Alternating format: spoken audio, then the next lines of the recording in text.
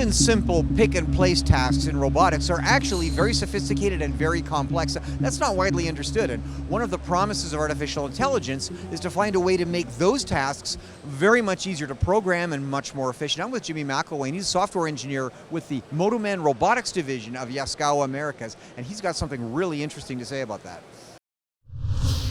Jimmy, historically for essentially all of robotics, it was program motion. So it looks like the machine is smart. It looks like it's going to reach over and pick up that object and do its thing. But the reality is it's grasping a space in sort of with Cartesian coordinates, and hopefully there's an object there. But of course it has the appearance of intelligence, but it isn't.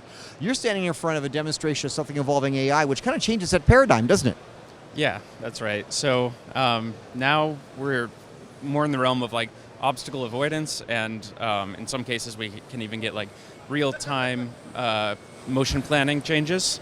So that's something that is totally different from past robotic systems. So it's pretty exciting. Now, of course, always we compare this to people, the way we do stuff. We look at things, we interpret a visual field, basically. You know, we have proprioceptors, we have a sense of how far we have to reach to pick something up, and we recognize what it is we're reaching up. In this AI world that you're working in, is that the way it works, or do you have to program these machines differently? So this is programmed pretty differently than like both traditional ways that you would program a controller, as well as like, you know, maybe it's different from how we would think of it. So, you know, we have all these sensors and we're able to sort of get a lot more information about the world than previous, and we're able to use like these AI models to actually make decisions about what to do in real time in a much more like sensor fusion sort of way. It's very interesting. Now, it's not commonly understood, I think, how difficult it is for a machine to actually recognize an object that isn't oriented in a predetermined way or in a predetermined space. Noisy environments, how tough is that, and how much do you have to work to get around those constraints? So as time goes on, it becomes easier and easier. So we're seeing AI models, you know, come out so frequently now, and they just get better and better. So, you know, an AI model from, you know, 8 years ago might be totally outdated now, but, you know, even a model from 2 years ago is, you know, no longer state of the art.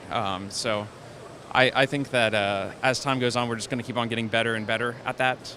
And less of the work is going to be using traditional computer vision methods, and it's going to be more and more using, you know, these models like YOLO and all RFDetter. So, yeah. We think of these things as learning, quote unquote.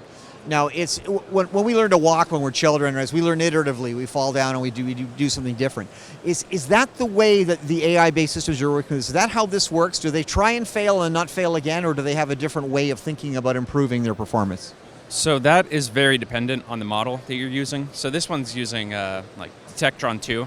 So it doesn't necessarily think that way. It has more of like a pre-trained set of information, and it, you know, is able to determine what different objects are. But there are like reinforcement learning techniques that, you know, we are seeing increasingly used in robotics, especially with some of the more modern simulators like Isaac Sim. You're able to do stuff like that, and it really changes the sort of paradigm of how you're able to achieve these tasks. Are you computationally constrained? Is hardware a factor? So this has a Jetson Orin NX 16 gigabytes, so it's vastly more powerful than any robot controller that we've had in the past. Yeah. Tell me about your next ecosystem here. This is quite an interesting display. Yeah. So this is the YNX 1000. It's the brand new robot controller from Yaskawa Motoman. And like I said, it has a Jetson built into it. So we have a host of Yaskawa services, like a path planning service that allows you to navigate around obstacles. We have a robot control service that gives you full control of the robot.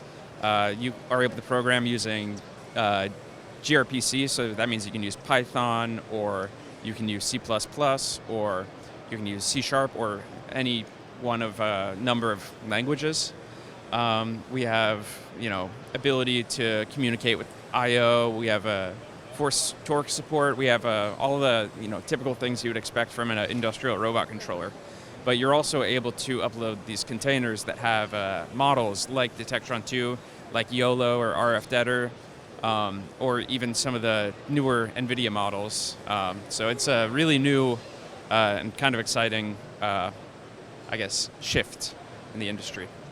Will an industrial user who understands motion control in the conventional sense and knows how to program existing robotics, will they be able to adapt this technology, or are they going to need a specialist, someone like you, who can make it work?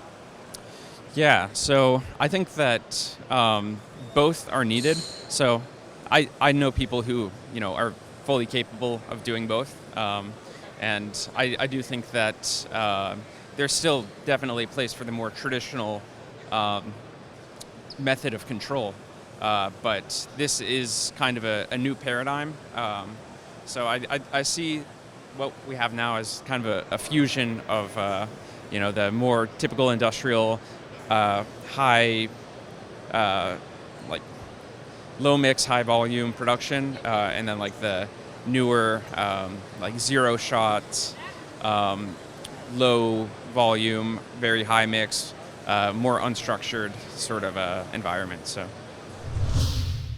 Artificial intelligence as a shop floor workable industrial solution, says Jimmy McElwain with the Motoman Robotics division of Yaskawa America.